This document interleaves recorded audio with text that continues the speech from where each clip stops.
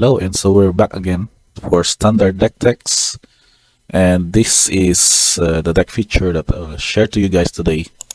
It's the one that has been one of my favorite archetypes back when Dominaria United standard format, and today we're going to check on some updates as to what this deck, as we call as a Mardu Midrange or black red white midrange deck. This one's made by Hideyuki Mazda. I saw this in the user submitted deck, but I think this is one of the high finished deck list of a certain local or national tournament there in Japan. And so we're going to get a rough draft probably of what the main deck now in the sideboard would look like now that Brothers War has entered the standard format with the updates, of course.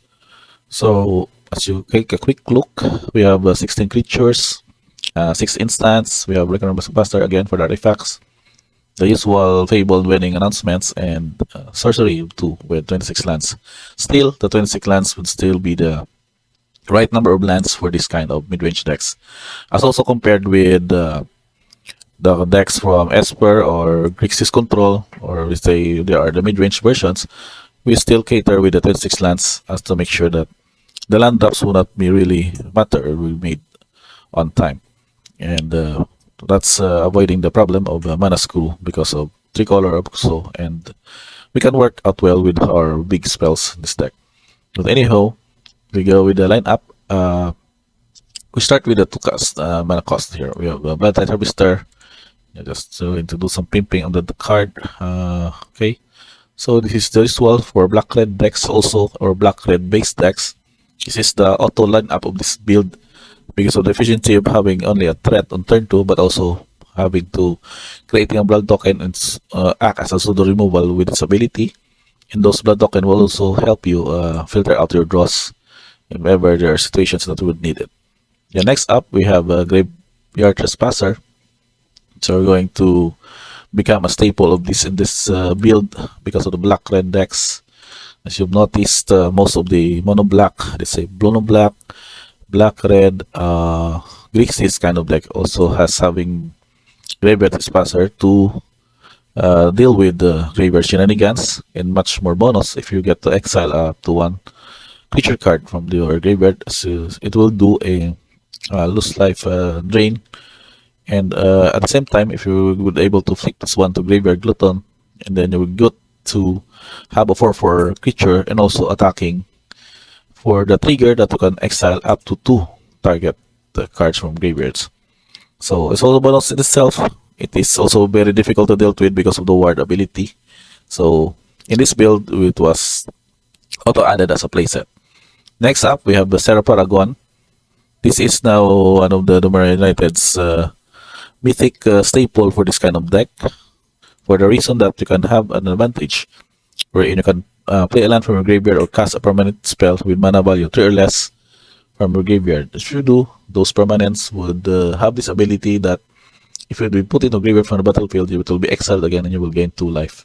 So that very pretty good advantage wherein some of your 2-drops or 3-drops, for example, as mentioned, the Blood Tide and the Graveyard Harvester, wouldn't be able to cast again from your graveyard.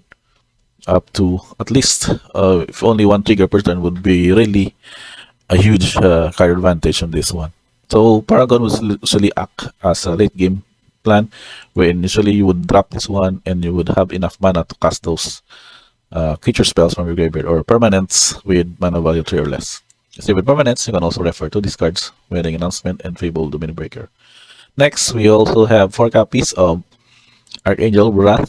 This is now probably the main attacker of the deck because of its evasion ability that can be also able to do some damage removals because of the kicker ability.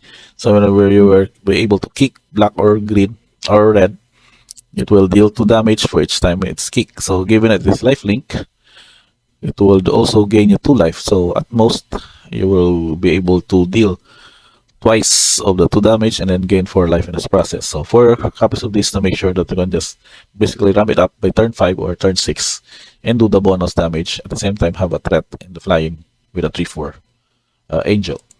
Okay, so last for our creature lineup, we have Shieldred. So nothing to really explain here except that you can have a 4 or 5 body that attach at the same time have your opponents lose life whenever you draw a card. So 2 copies, will not really rely on those.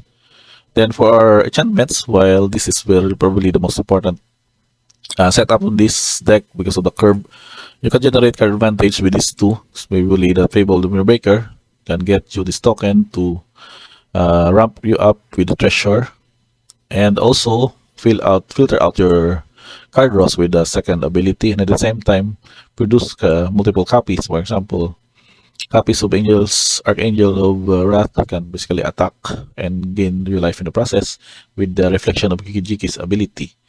Now for wedding announcement, we have several purpose here to not only produce 1/1 creatures or humans, but also get you to card draw whenever you attack with 2 or more creatures. And at the same time, the end gameplay is to have Anthem to get your tokens, your angels, your blood tide harvesters becomes ++1. So nothing really to lose on this one, except that you'll really be able to resolve this.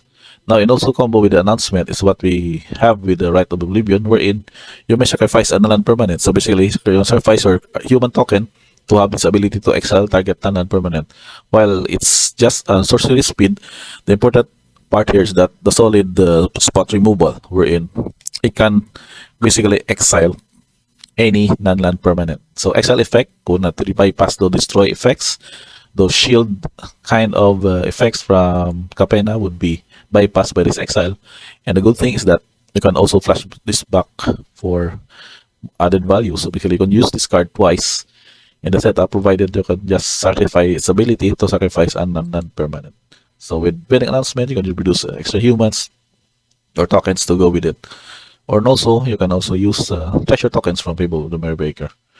So for these spot removals that you would need early on or to stop your opponent's aggro is 2 copies of Cut Down and 4 copies of Go for the Throat. So it doesn't really explain such of this card because it's a good thing that the player has preferred to go with this one over the Infernal Grasp, mainly because of the premise that losing 2 life in the process would be at times very can be given to be a disadvantage in some of the situations. But another drawback here, you would not let you lose 2 life, but you might not be able to target artifact creatures, such for example some of the Recurrent Backbusters, some of the Steel Seraphs, or the other new Brothers War artifact creatures that has been added to those other decks in the metagame. So again, Cut Down would be really going through cheap spot removal early on to deal with the creatures with power and toughness 5 or less. So for the card advantage, last but not the least for the main deck, is your Recurrent Backbuster. So going to draw early on for your extra mana would be really a good advantage here. At the same time, you will get to have extra attackers if there are open turns wherein you can attack with a 4/4. So that's very a good setup of this card because it can basically give you card advantage, a good attacking creature, and at the same time, whenever you get to pull off the charge counters, you would still get a pilot and a treasure token in the process. Quick rundown of the lands. That's basically some mana fix with Battlefield Forge, some of the Caves of Koilos. Just try to change some of the designs. Okay, this one can also go with this. Some utility cards with the Ganjo, Seat of the Empire. This is a basic edition, of course. Just 1 copy of each. Some of the slow lands. Hunted Ridge would also go with this deck. Also basic lands with plains. And then Shadow Sanctum, this is for another batch of slow lands that can go with the fixing. And last but not the least are the Second Suns, Sulphur Springs, and Chandon Pass. So basically your early turns would really rely on these Pain lands to make sure that you can have an untap mana to go with your instant spells. And then slow lands would do the mana fix in the late game. So if you notice, you only have 1 plains as your main and basic land in this deck. Now for the sideboard of the setup, we're going to check each of these. So we start with the Brotherhoods, and this is the first Mardu card that is added in the deck.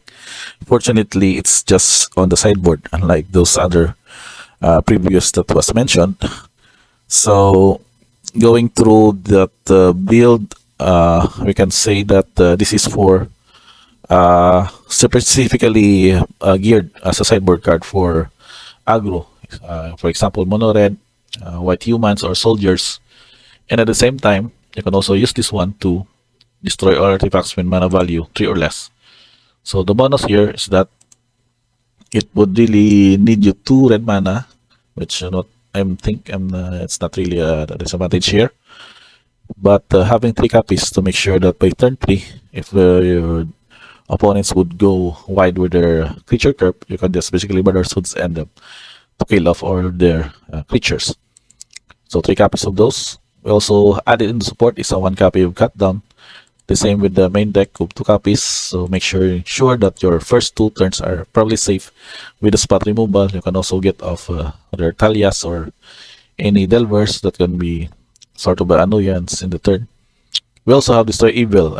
Would be a utility card in some of the matchups with destroying enchantments or opposing Fable Domino Breaker, and also killing off their children. So 1 copy of this. We also have Duress. This would be probably for blue-white control matchups or those mono blue with heavy counters, making sure that your best spells would really